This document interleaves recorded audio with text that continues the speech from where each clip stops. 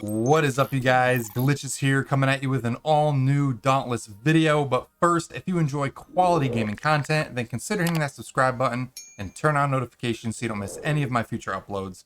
That being said, in today's video, I wanted to bring you probably my most requested video over the last few weeks since the new update launched, and that is my go-to budget builds for all the weapons.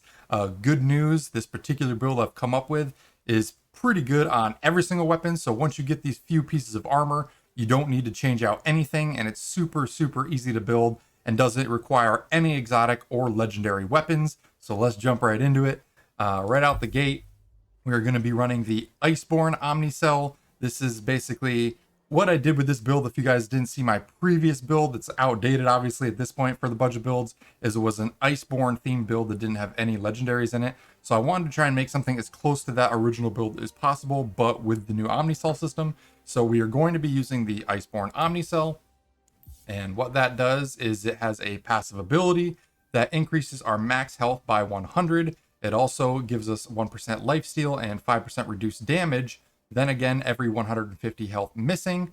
Taking damage also reduces the cooldown of the active ability by 5 seconds. And the active of Iceborne allows us to throw an Ice Lance that does 1500 frost damage, double the damage if thrown at full health. And with the regen we're going to be getting, ideally we'll be at full health 99.9% of the time, so that's good there. It also prevents us from being staggered and grants a 10% lifesteal bonus for 8 seconds and is on a 1 minute cooldown. So super handy for the OMNI cell. Moving on, for the weapons, again, all of the weapons that you would use for this are going to be the base Hellion weapons, because they have the best perk slots in my opinion and passive abilities for just a non-legendary weapon. So for sword, I would use the Infernal's Razor, Hellion weapon obviously, and on the sword we're running Overpower and Rage. For the special mod, I like to run Avenging Overdrive. For the regular mod, Recursive Hilt. And everything you see from here down for every single weapon will remain exactly the same. All you need to do is swap your weapon out to whatever weapon class you want. So if you want to go with an axe, you'd run the Hellion Axe, Infernal's Decree, and you would throw Overpower and Raged on it. And there you go. It's the exact same build as we had before, except now you're running an axe build. So nothing except for your weapon needs to change, and all you have to remember is that Overpower and Rage is going to go in your weapon.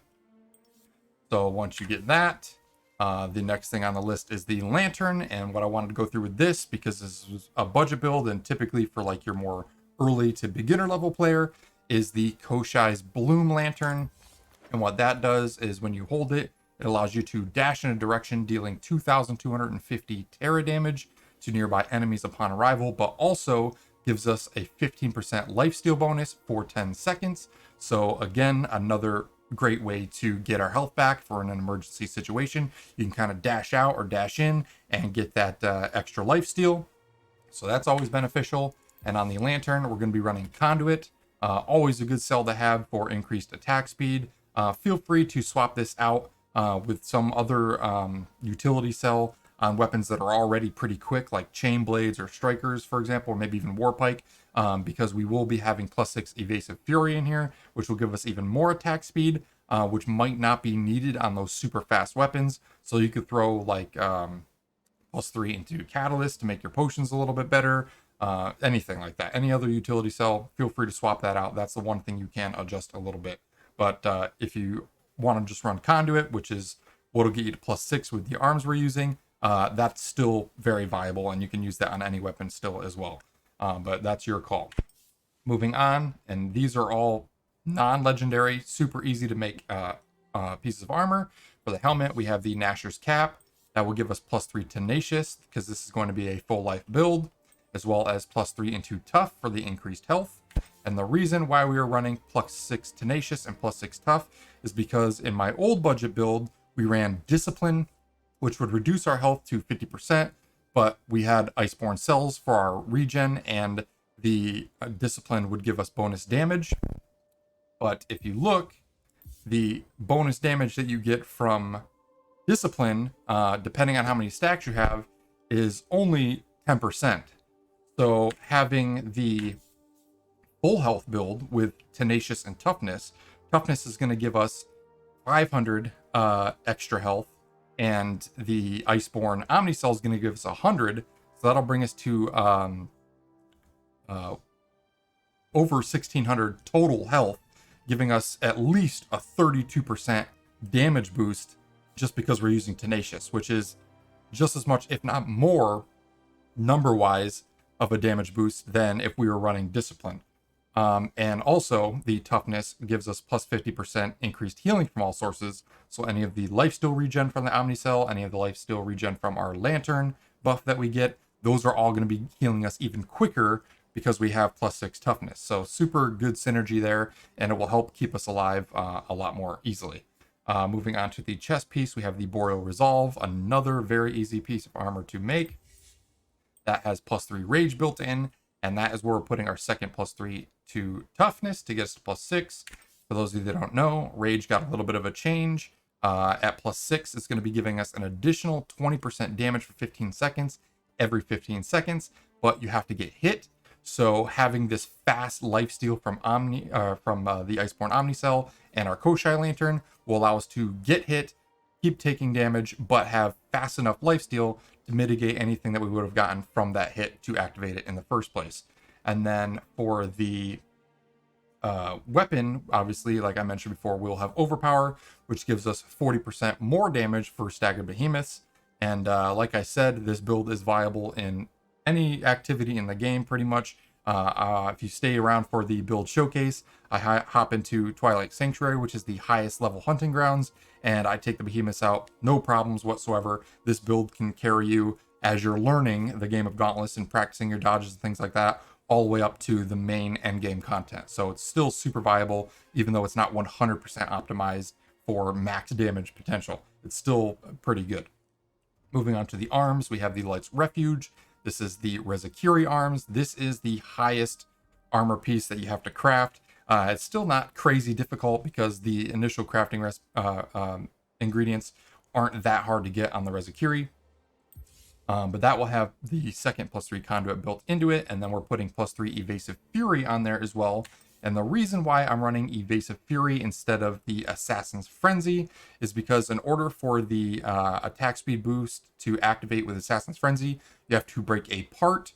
With Evasive Fury, all you have to do is dodge. And as a beginner player, and with this particular build, it's meant to help slayers that are just starting out to practice and learn how to dodge and still be effective in the early game. So having Evasive Fury will give us that 15% additional attack speed every single time we dodge an attack for 20 seconds. Now with Assassin's Frenzy, it lasts for 40 seconds at plus 6, but in my honest opinion, as long as you're staying conscious of your dodges, you can get more than 2 dodges in within a 40-second period, which would make this just as good, if not better, than Assassin's Frenzy anyway, and you won't be reliant on breaking parts. If you're in a group and you're breaking the parts on the behemoth really quickly, you're not going to have anything left to break to activate your attack speed bonus. So having Evasive Fury means you are always going to have the ability to dodge roll and attack and get that attack speed buff no matter what weapon you're using. So super, super handy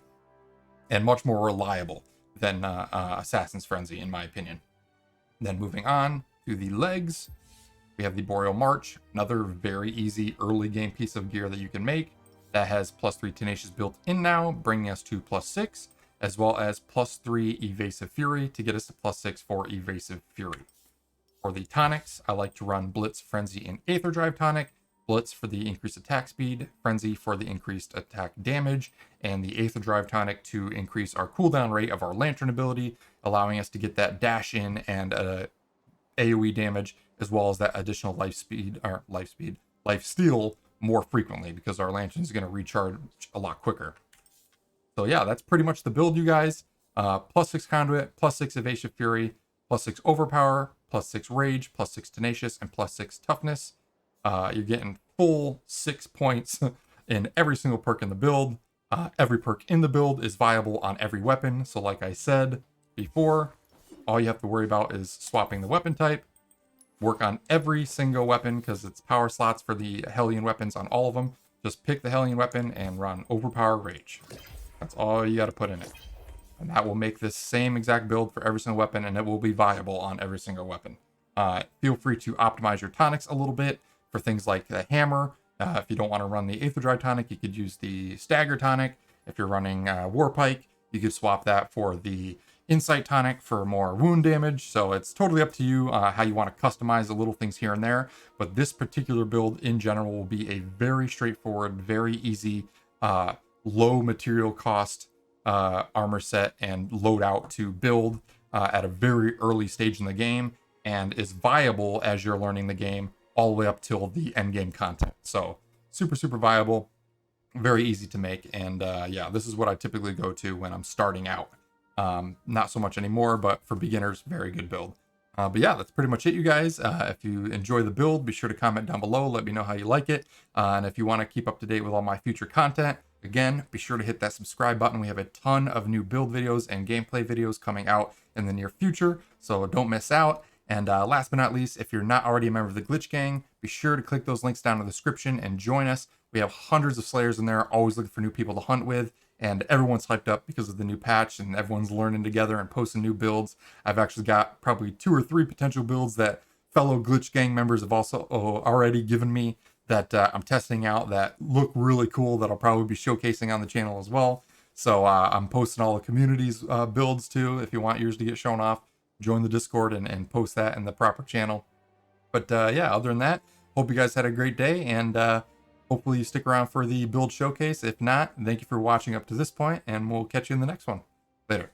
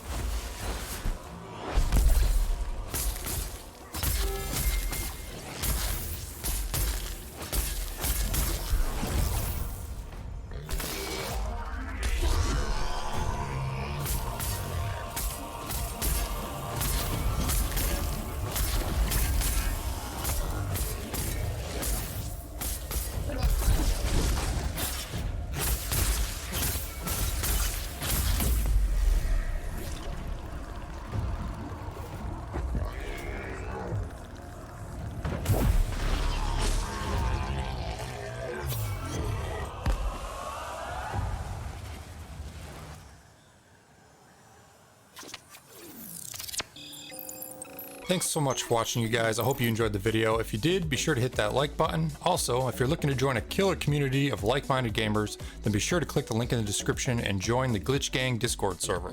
We continue to grow every day, and it's filled with all your favorite game discussion channels, as well as several LFG channels to help you find that perfect group for your next hunt or raid. Lastly, if you're new to the channel and want to keep up to date with all my future content, then consider hitting that subscribe button and turn on those notifications. Hope you all had a great day, and I will catch you on the next one.